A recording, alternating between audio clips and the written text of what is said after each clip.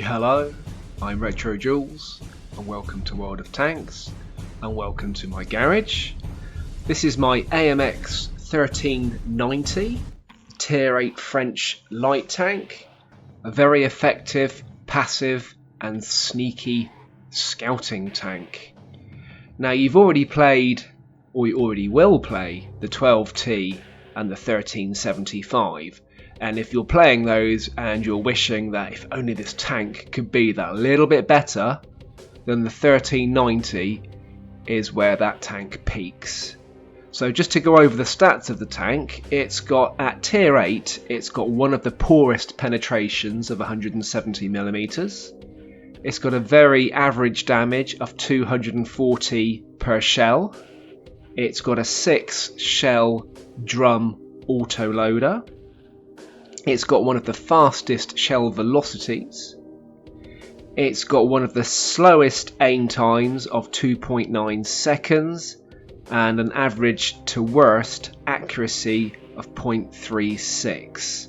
Now, because of its oscillating turret, it's also got quite a pore depression of only 6 degrees, which is far less than the T49 and actually even the RU251 Speerpanzer when you're firing over the side of that tank. So this is not a tank designed to be shooting on the move. It's one of the slowest at 64 kilometers per hour, and it's got one of the slowest hull traverses, which does cause problems. But it has got one of the better turret traverses of 48 degrees per second.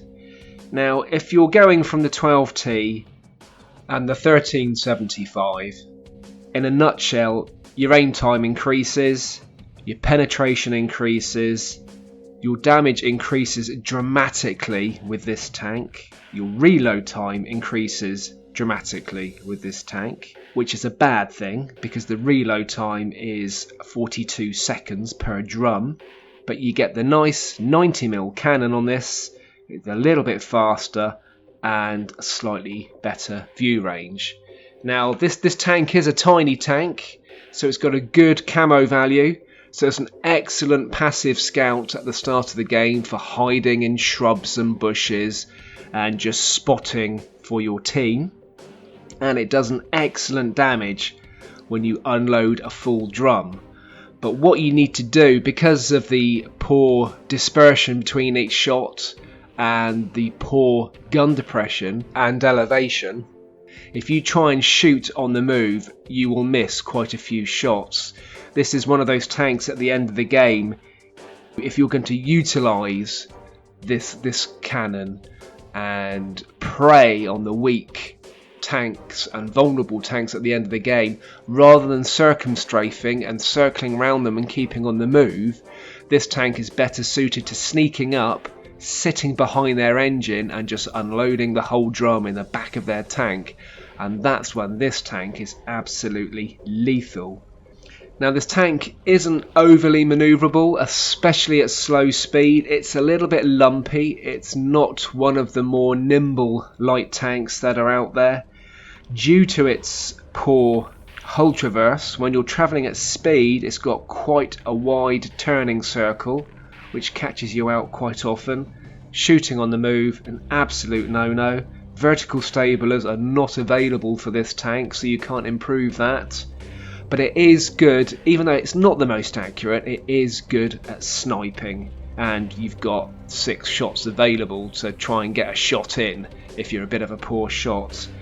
Also, along with the poor hull traverse, it loses speed on turns as well. So if you're zipping across a battlefield and you start zigzagging and turning, it will shave your top speed down and you can become a little bit vulnerable as a result. My overall feeling on this tank is it's a bit of a funny one. It's a very playable light tank and quite enjoyable. At tier 8, I don't think it's the best light tank. For me at tier 8, it's the Chinese WZ and the German Speerpanzer, and even actually I'm currently playing the T-54 lightweight Russian tier 8 light tank, and I think that's a little bit better. But the advantage of this if you play it well, is the fact that you've got that 6-drum autoloader which can unleash an awful lot of damage very, very quickly. I have kept this tank. Originally I was kind of heading towards the Batchat, and then the tech tree changed and we got 2 new tanks. We got the AMX 31er prototype and the AMX 30B. So the 1390 then splits, and originally I was umming and ahhing about heading for the Batchat, because when you get to the 1390, if you get to the 1390 and you love this tank, you're going to love the Batchat. If you don't, that might not be the right direction for you, and I wasn't looking forward to playing the Lorraine. I don't know a lot about the Lorraine, but when I look at the Lorraine, it just reminds me of going back to the French AMX 50-100, which to date is the only tank in the game I absolutely detest and hate. I hated playing that tank to the point where I would only play it to get my ×2 and then I'd dump the tank completely, and I had that tank for months, but it was worth playing to get the AMX 50-120, which is an awesome machine. Because of that split, I thought I'm not sure I fancy playing the Lorraine, and I actually went for the AMX 31er prototype, which at tier 9 is a brilliant medium, and I'm really glad I did. But this is one of those tanks I think that you're either going to get on with or you don't. I don't think there's any middle ground with this tank. You're going to love its auto-loading capability and the damage it can do, or you're going to hate the fact that it doesn't shoot on the move. Trying to strafe your targets is a bit of a nightmare. It's a funny tank, but very, very playable. And here's some footage of this tank in action. So we're on El Halluf in the rain. It's a tier 9 game. We're a tier 8 French light tank. We're only 1 tier down, which is unusual and quite a luxury for a light tank. But as it happens, doesn't make much odds in this game. And what this game will show you is what an effective passive scout this tank can be, and also how well it can hide. So I'm going to do the obvious thing and head straight for the villager F6, get up on the top and do some spotting. And you'll see as I'm running down here, the reticle is all over the place, and that is because the limited elevation and depression on this gun and on the turret, and that is absolutely why you cannot shoot on the move. So we have the luxury of no artillery in this game, which is fantastic, which means I can sit still and hopefully be relatively uninterrupted. Now I'm a little bit concerned about the 2 light tanks to my left. They have the potential to light me up, and there's a 3rd tank appeared, and that's it. I don't want to be lit up. I'm off.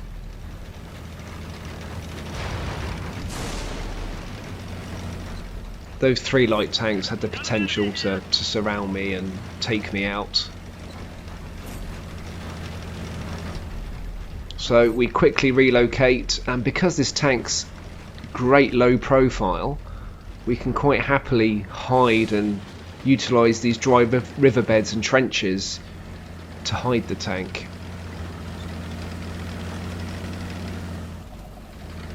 So at this stage I'm not really sure how to play or what to do. Now we've got an STI sat right over there behind that rock. Don't want to go anywhere near that tank. And I can see at A2 there's the usual heavy battle going on at the top of the valley. So I'm going to find myself just a bush and just sit there with my binoculars on and see how the game pans out. A game of patience, this one. Optics up, searching the area.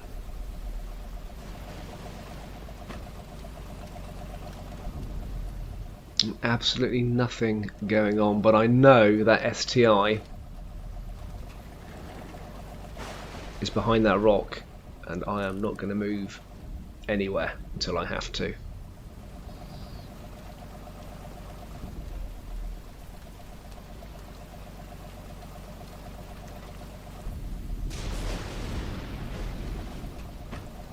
Ready to fire on target. And it's a fairly even game at the moment. We're 1 tank up.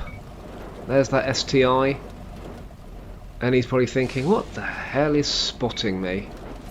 Got an enemy here. And had that been a weaker tank, I would have been tempted to take a few shots and get some shots in, but... And the Indian Panzer spots me. He must have binoculars on. And a quick reverse into this dry riverbed, and I am out of sight. So even though I said this tank isn't that manoeuvrable, it's manoeuvrable enough to get yourself out of trouble. When it's not manoeuvrable is when you're trying to turn the tank round and get yourself out of trouble in a bit of a panic. That's when it becomes a little bit of a ungainly tank. But forwards and backwards, it isn't too bad.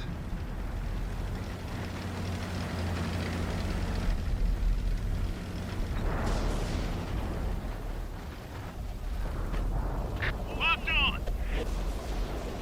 So we just highlight the WZ. He just shot overhead. I don't think he knows we're here. I think that was a shot at the tanks above.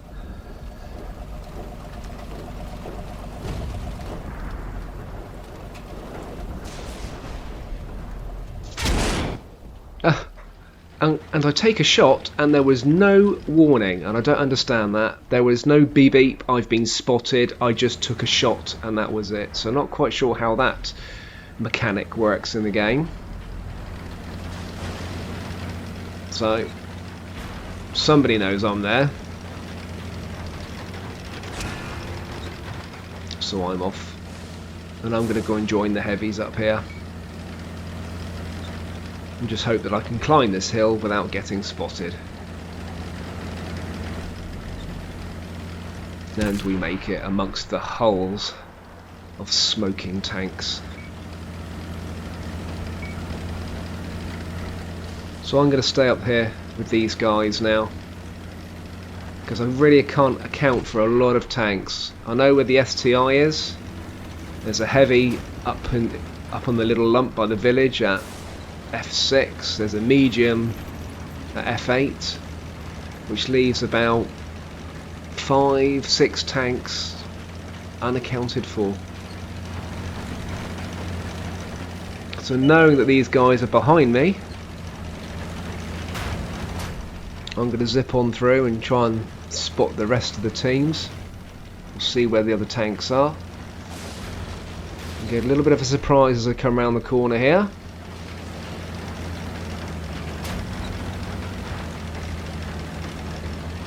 Or was it this corner? Ah, there it is. And it's an E50, so the dreadful shot. And this shows you bounce, We didn't penetrate their armor. shot in, miss that shot, Enemies looking right at us. get that shot in. Nice shot. I'm not sure what happened to that shot. So out of the 6 shots, only 2 went in, and this is where you've got to be careful. You can shoot on the move with this tank if you're close and you're on relatively even ground, but any lumps or divots, if you hit one of those while you're trying to fire, you will miss your shot. Releasing But target. as it happens, only took a shot, got out of trouble. That E50's definitely in trouble now. But he's still alive. Target locked. I'll take a shot from a Tiger over to the right and just try and get a shot. I bounce a shot from the Tiger. You know, we don't talk about armour, but it has got a sloped front, but yeah, there's no armour on this tank whatsoever, so that was just luck. We've got a lock. And I'm happy to take a shot from the Tiger, miss that shot, because I just want to take another shot from the Tiger, but I've got the health. Another bad guy. And you know, I spent the first 5 minutes of this game not taking any shots at all, and it's quite nice to get a kill. So T28 prototype at the back. Yes, I know my place in this game. I'm not going anywhere near that. We far outnumber the enemy, so I can quite happily sit back. I've got a smidge of health left. So a very sort of average game. 6 tanks spotted, 9 assisted hits, 4 shots, 4 penetrations, and a tank destroyed. So I'd say it's even a slightly weak game. But this game does show you the limitations of this tank. It does show you where you can hide in those dry riverbeds, you can hide in those bushes, relatively unspotted. You can get yourself out of trouble. The acceleration isn't great, but it's good enough to get yourself out of trouble. And if you do play this passively, which is what I have done in this game, we survive until the end of the game. Now the plan here was to hopefully try and sneak up behind the T-28 and get some shots in the engine, but yeah, the Tiger II put an end to that. So I think it's just the STI left, and he hasn't really gone anywhere in this game. He's been hiding behind that rock right throughout the game. And I'm just going to go in, throw caution to the wind, and not even get there in time. So you know, very average game, just showing what this tank can and can't do, and it certainly can't shoot on the move. So how do we do overall? 35,000 silver, that's quite respectable. 3,200 XP on the first win of the day, a very decent 3,300 assisted damage, and we come third overall. So we're on Halluf again, and this time we're playing the other side of the map, and this time it's a tier 10 game. We are 2 tiers down. We're going up against the big boys, and this is a far more effective game than the last Halluf game, and it's not often I would show you the same map twice, but this just shows you how you can play the same map, albeit from a different side, and it can be, and like any game, no two games are ever the same. But I'm going to do what I always do and head straight for the village on the hill and do some spotting, and what I am very aware of is the fact that there are 3 artillery, so I do not want to be sitting still and getting spotted at all in this game. Now we can see one of RT's, and just to try and get a shot in would have been great. We've got a waffle maker heading its way across the top there. So I'm the only guy in the middle of the map. Our other light tank's gone up to B4, and we've got a few tanks camping, and the majority of our team have gone over to the heavy corner at B2 to battle it out. Enemies looking right at us. So we've been picking up assisted hits, and RT was taken out, so now they're down to 2 RT, and I have no idea where that shot came from. It must be that light tank, that WZ-131, although it doesn't look like that tank was engaging us, and we take a shot on the top of the turret. So even though I'm a low profile tank, I had no idea that I was spotted or in a hittable position there. And right, can we get a long distance shot on a tier 10? Yes we can. Lovely shot, and that's where you can see that this tank will snipe. As long as we're aiming for a nice soft spot on the tank. So we're reloading, that dreadful 40-second reload. WZ's not aware of us here. There's another light tank, another 1319. You can see from this sort of distance, you know, if it's travelling, it is quite a small silhouette to hit. Focus attention here.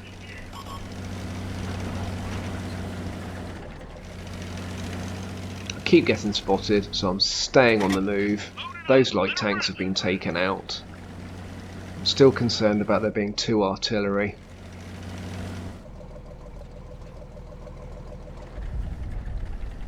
Now, both light tanks have been taken out.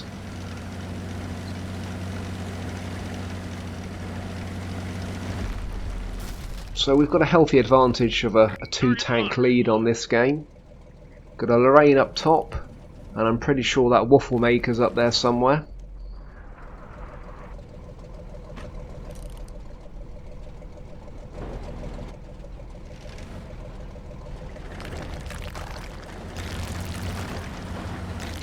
And what I didn't pick up in this game is that actually the waffle maker is now over there to the north. And when I was playing this game, I hadn't quite clicked that that was the waffle maker that I thought was up at the top. Enemies looking right So at got us. the support of a medium, so we're going to boot it downhill.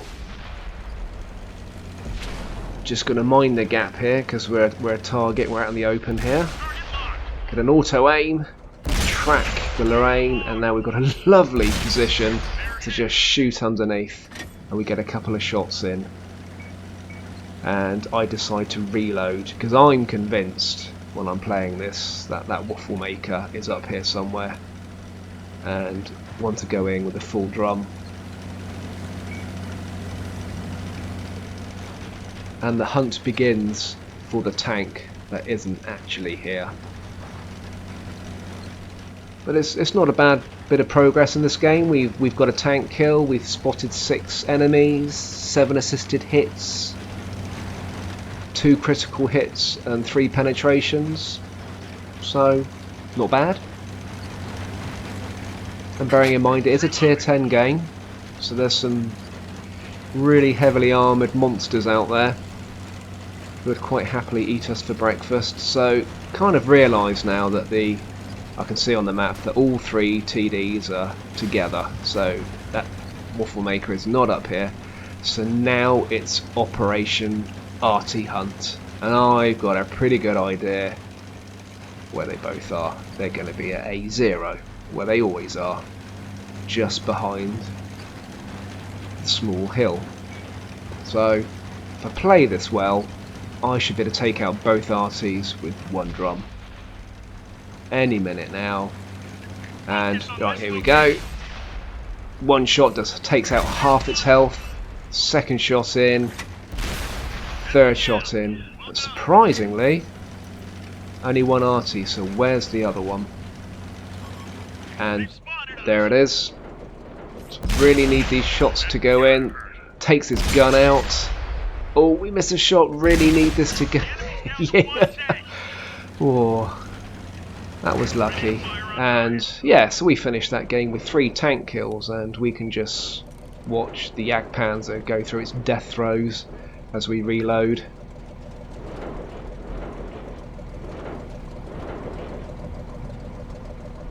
Anytime now, and there we go.